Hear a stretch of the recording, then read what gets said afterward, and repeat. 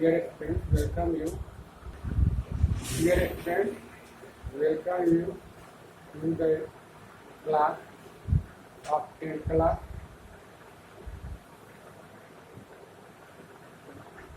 I am teaching you the left part of the lesson that I was teaching in yesterday.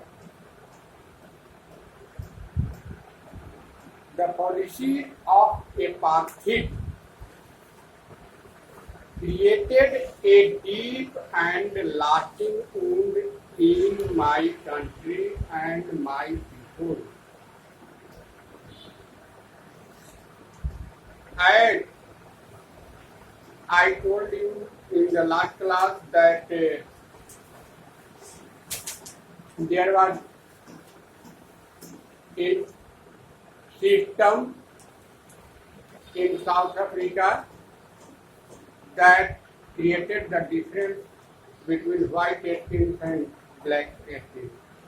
That system was called apartheid. Here, Nelson Mandela said about this policy. He said that the policy of apartheid created a deep and lasting wound in my country and my people. यानी ये रंग भेद की नीति एक गहरा और सीखने वाली घाव अफ्रीकन लोगों पर और वहाँ के देश पर छोड़ा. All of us will spend many years, if not generations, recovering from that profound hurt. वे कहते हैं कि हम सब लोग इतना गहरा घाव छोड़ा है कि हम सब लोग को कई एक वर्ष लग जाएंगे. इफ नॉट जनरेशन यानी अगर कुछ जनरेशन नहीं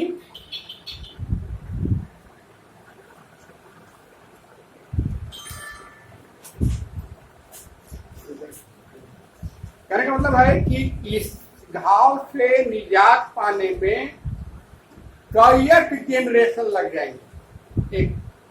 एक दो जनरेशन नहीं, कई एक जनरेशन बीत जाएंगे. But the decades of oppression and brutality had another unintended effect. लेकिन वे ये भी कहते हैं कि the decades of oppression यानी कई एक दशाब्दी तक ये जो सताया जाता रहा, कष्ट हम लोग झेलते रहे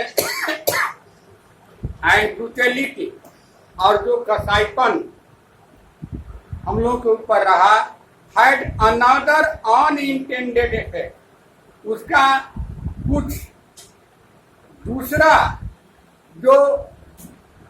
दूसरा भी उसका प्रभाव हुआ जो वे लोग नहीं चाहते थे, फिर भी वो प्रभाव पड़ा. And that was that it produced the Oliver Thambos, the Walter Sisley, and Chief Lucius, the Yusuf Dadoo, the Bram Fishers, the Robert Subuki of our time. और इसी का प्रभाव हुआ, इसी कष्ट का प्रभाव हुआ कि हमारे यहाँ ऐसे ऐसे महान हस्ती लोगों का प्रादुर्भाव हुआ, जन्म हुआ. Men of such extraordinary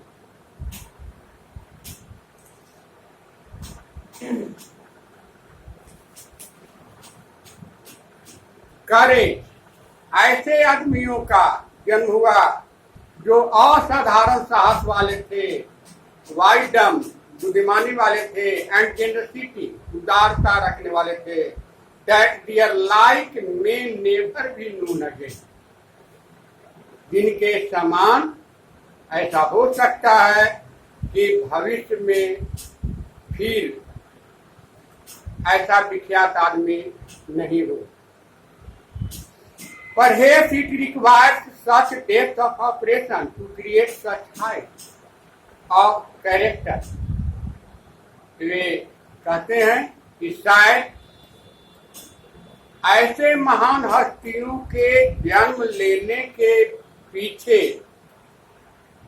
जरूरत पड़ती हो ऐसा ही घोर अत्याचार का,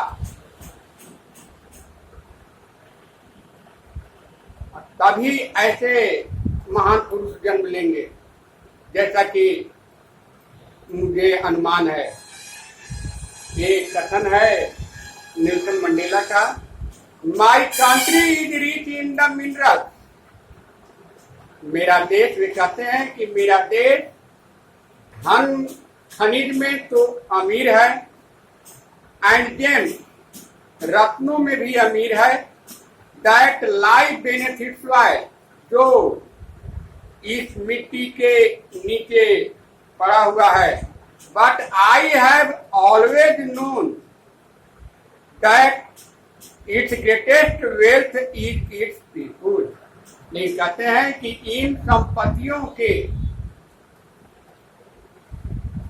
अलावा हमें, माने तो संपत्ति हमारे यहाँ है ही, लेकिन हमें हमेशा ये जानकारी मिली है कि इसका सबसे बड़ा धन यहाँ के लोग हैं, फाइनर एंड ट्रूअर, और वे इससे अधिक शुद्ध और सत्य हैं देन द प्योरेस्ट डायमंड। एक शुद्ध डायमंड की अपेक्षा भी एक ज्यादा शुद्ध है।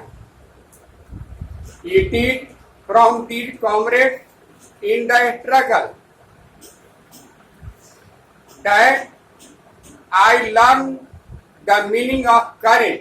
वे कहते हैं कि इन्हीं साथियों से इस संघर्ष में मैंने सीखा साहस का असली अर्थ। Time and again I have seen men and women reach and give their life for an idea। ये कहते हैं कि बार बार मैंने देखा है उन आदमियों को, उन महापुरुषों को, महिलाओं को एक रिस्क उठाते हुए, जोखिम उठाते हुए और अपने जीवन को बलिदान करते हुए एक नेक विचार के लिए। I have seen men a stand up to attack and torture without breaking. मैंने उन आदमियों को देखा है खड़ा होते हुए हमला करने के लिए और कष्ट सहने के लिए विदाउट ब्रेकिंग, बिना टूटे हुए, यानी अनवरत रूप से उनको खड़ा होते हुए मैंने देखा है। शोइंग ए स्ट्रेंथ, एक ऐसा शक्ति का प्रदर्शन करते हुए, एंड रेसिलियंस, और सहिष्णुता या लचीलापन का, झुकने की शक्ति को दिखाते हुए, दैट डिफाइज द इमेजिनेशन, जो किसी भी कल्पना को चुनौती दे सकता है।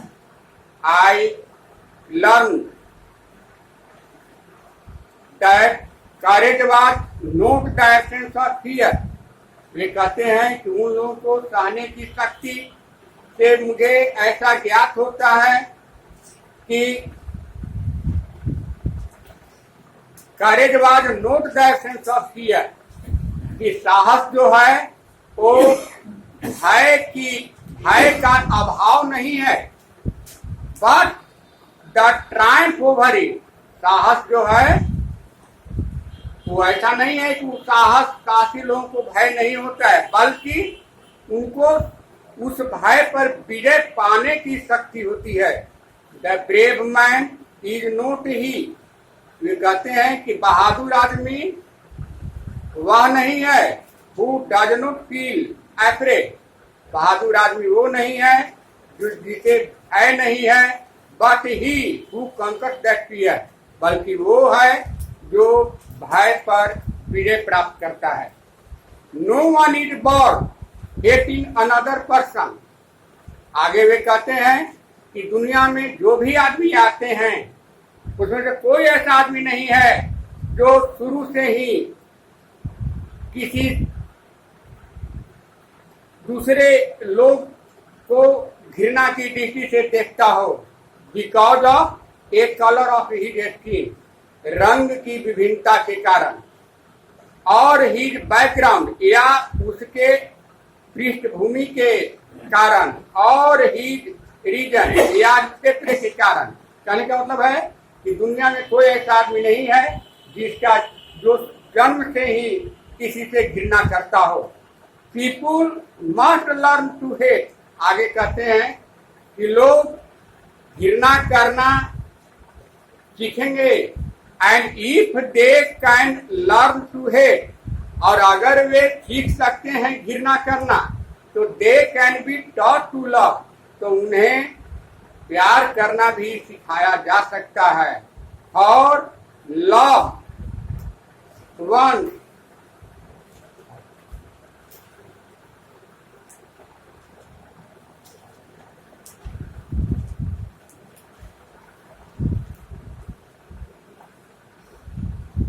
और love comes more naturally to the human heart that its opposite. वे कहते हैं कि प्यार करना भी सिखाया जा सकता है, क्योंकि प्रेम जो है वो तो स्वाभाविक रूप से लोगों के हृदय में आता है घृणा के अपेक्षा। Even in the grimmest times in prison, वे कहते हैं कि जेल के कठोर समयों में भी आई वुड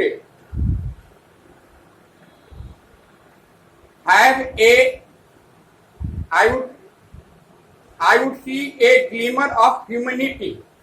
कहता है कि जिस वक्त हम जेल में थे उस वक्त भी मैंने एक मानवता की झलक देखी थी in one of the guard, वहां के प्रसिद्ध गार्डों में से एक में। Perhaps just for a second, शायद मात्र यह क्षणिक भर के लिए था, but it was enough to assure me, लेकिन यह क्षण भर के लिए भी जो मानवता थी वो पर्याप्त था मुझे यह सांत्वना दिलाने के लिए। एंड कीप मी गोइंग, और इसको बरकरार रखने के लिए। Mind goodness is flame. कहता है कि आदमी की अच्छाई एक ज्वाला है दैट कैन बी हिडन, वो लपट है जिसे छिपाया तो जा सकता है, बट नेवर एक्सटिंगर, लेकिन कभी भी उसे बुझाया नहीं जा सकता है।